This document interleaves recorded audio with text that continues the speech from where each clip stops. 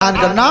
तो जब गृह प्रवेश के लिए दशकंदर को बुलाया था रावण को, तो जब गृह प्रवेश करवाया रावण ने, तो भोलेनाथ ने कही कि चेला जरूर हो लेकिन ब्राह्मण हो और यज्ञ करवे आयो, गृह प्रवेश करवावे आयो, तो फिर दक्षिणा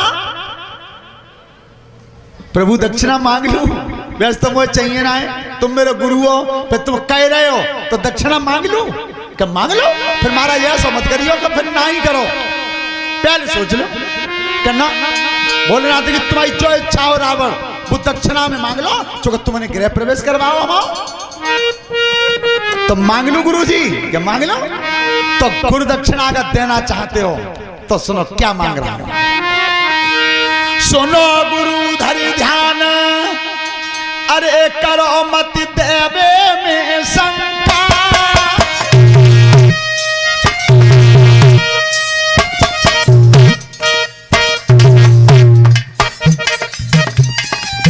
मेरे मन की सुन ले बात कहाई दे सोने की लंका।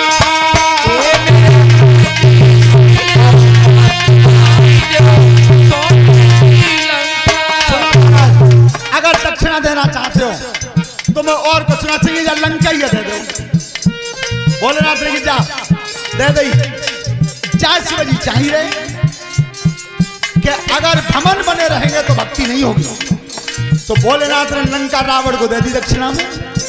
पार्वती ने कही तेरा को समय ना चलो जाए, अतिकाई तो ऐसी रहेगी कछू न हो।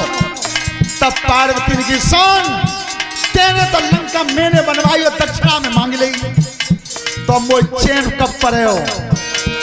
मत घबराई करे मत चिंता, अगिला रूप बदन धरिया, ताई दिन चैन पर काया में चालंका में आग लगाओ।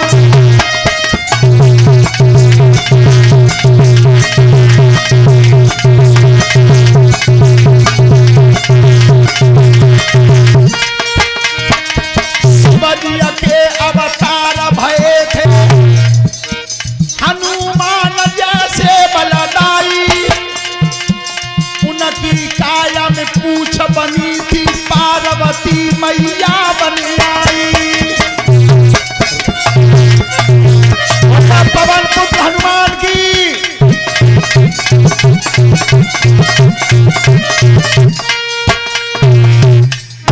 जो हनुमान जी रुद्र अवतार थे, तो हनुमान जी के शरीर में जो पूंछ बनी थी वो पूंछ पार्वती मैया बनी थी, और पार्वती ने वो बदला पटाया सो लंका में आग लगी थी। श्रोता बंधु, उस समय भोलेनाथ ने की लंकेश मांगो और क्या चाहिए।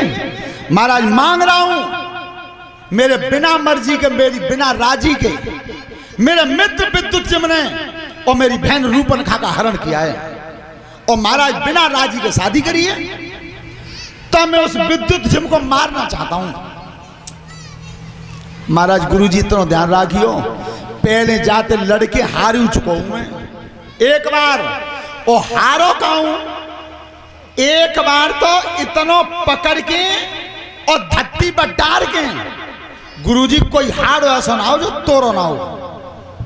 बहुत मार दी थी, इतना तो बलशाली है, पर मेरी हिम्मत नहीं पड़ रही है। इतना वरदान दे दो कि विद्युत जिम को मैं मार दूं, बस ये मांग रहा हूं।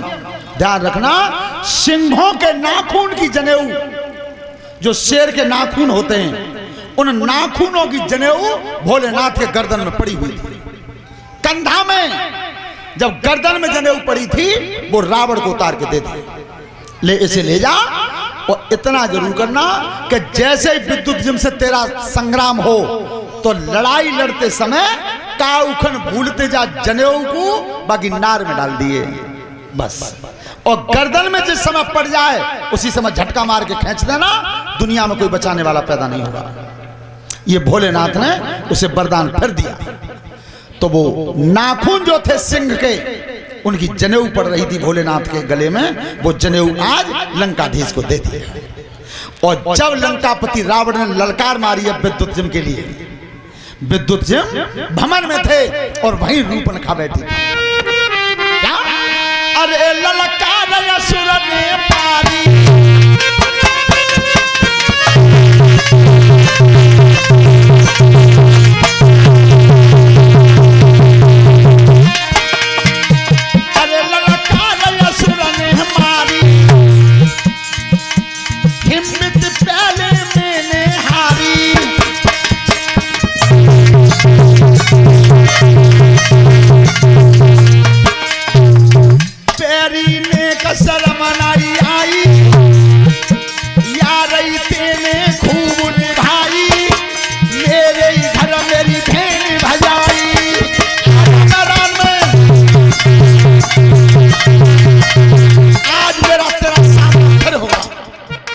विद्युत जिम ने कही, लंकेश वो पहले जब तुमने विश्व विजय की थी और तादन में होते सामने हो, भाई भूल गए? भाई भूल गया? भूला नहीं हूं, पर दुश्मनी का नौता तेने फिर दिया मुझे। अब की बार मेरा तेरा सामना फिर होगा। श्रोता बंधुओं, विद्युत जिम जब निकल चले ताई खना करी गई, हाय हाय भैया हाथ जोड़ के बोल रही है, घर पे चढ़ आया मेरा भैया।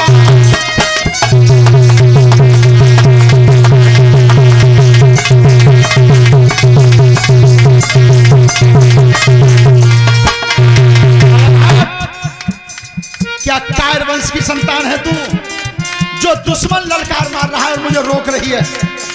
तब विद्युत जिम महाराज जब खेत में आए और चाहे तुम देख लियो कोई मल लो और काउआ अखाड़े में मार चुका हुए और हारो व मल फिर ललकार मारे तो बात नरम बन जानी हो। जब हारो व पहलवान और फिर ललकार मारे तो खतरा है अब की बार। और यही खतरा बाली के साथ हुआ था, लेकिन माना ही नहीं घमंड में।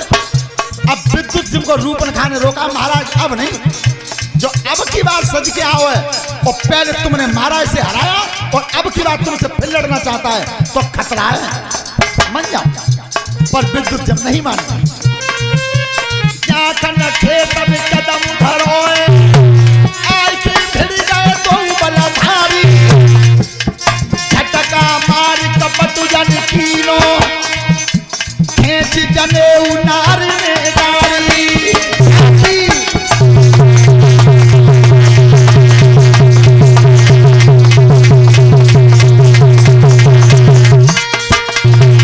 शिवजिया को बरदान लगो, नेकन दया यसुर पुयाई, चाखन झटका मार दहोए, धरती दीनी नारी उड़ाई।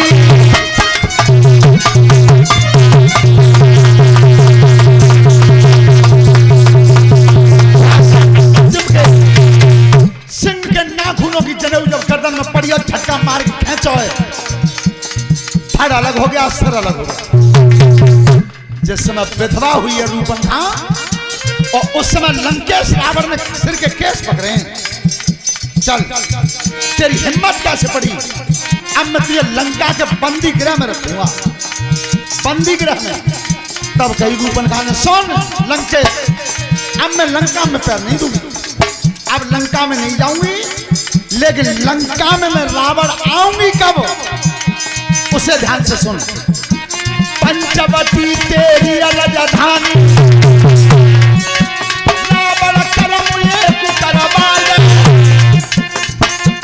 हर दूषण तेरे पे भैया, तेरे पे उनको बैठाए दे, और लंका में नहीं कदम धरूंगी, चपटी पे कोई ठहरा दे।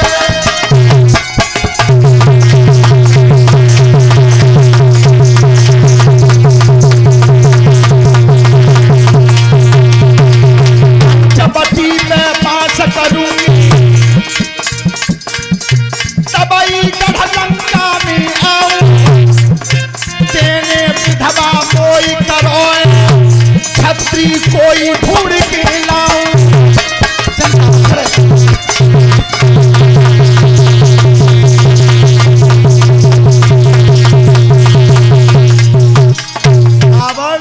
तेरी लंका में पैर अब उसी दिन दूंगी क्या तेने तो मुझे विधवा बनाया है। मेरे पति का बदला पटाने वाला जिस समय मुझे सूरमा मिल जाएगा उसी दिन तेरी लंका में आऊंगी, ताते पहले कदम नहीं रखूंगी। तो खरदूषण जैसे सूरवीर सूर्पनखा का पहरा लगाते थे। तो जिस समय पंचवटी पर सूर्पनखा ने सीता मैया को धमकाया था, उस समय भगवान राम ने लक्ष्मण को इशारा किया तो नाक और कान दोनों काटे थे। श्रोता बंधु, खरदूषण से जब कहा तो भगवान राम ने खरदूषण को मार दिया। जब मारा और तब शूर्पणखा पहुंची थी लंका में। कही लंकेश ध्यान करके सुनो, जिस जंगल में तुमने मुझे छोड़ा था वहां 2 तपसी आए हैं। उनकी भार्या से मैंने जब कुछ बात करना चाहा तो मेरे नाक कान काटे हैं। रावण ने कहा कि तुमने खरदूषण से नहीं कहा। भैया सबसे पहले तो संग्राम नहीं थे भवे, तो खरदूषण को उन्होंने मार दिया है। उस समय विचार किया लंकेश ने कि खरदूषण मौसम बलवंता और तिन्हीं को मारे बिना भगवान के वध नहीं होगा। सो समझ गया कि अब परिवार के तारने का समय आ गया है। उस समय मारीच से कहा था कि तुम माया के हिरण बनो, मैं योगी का भेष धारण करके आऊंगा। तो उस समय मारीच के पास जब पहुंचा तो मारीच ने दोनों हाथ जोड़े, भैया लंकेश क्या कह रहे हो कि मामा तू सोने का हिरण बन, सोने का हिरण। तो जब बाली ने मने किया कि बोई राम तो है जो बिना फड़ के बाण मारा था तो 100 योजन दूर मुझे फेंका था, बोई राम है, भैया मैं नहीं जाऊंगा। रावण ने की तो मैं मार दूंगा। तब कई मामा मारी चने का तो मन्नो है, राम के हाथ मल्ल तो मन्नो है और ना मन्नो तो जालंग मन्नो है। उस समय वो सोने का हिरण बना और सोने का हिरण बन के जिस समय पंचवटी पर पहुंचा, श्रोता बंधुओं, सीता ने जब सोने के हिरण को देखा, भगवान राम को सोने के हिरण के मारने के लिए भेजा है। उस समय भगवान राम जब उस हिरण का पीछा करते गए और खींच के जब बाण मारा, उसने लक्ष्मण को आवाज दी राम के सब स्वर में, राम के स्वर में। उसी समय सीता ने लक्ष्मण जी को भेज दिया। पीछे रावण ने भेष बदलकर सीता मैया का हरण किया। जब सीता मां का हरण हुआ तो सीता जब रोती हुई रथ में जा रही थी, श्रोता बंधुओं, किस तरह से अरे सीता रोई रही, सीता रोई रही, अरे रावण नहीं जात लंका तू, सीता रोई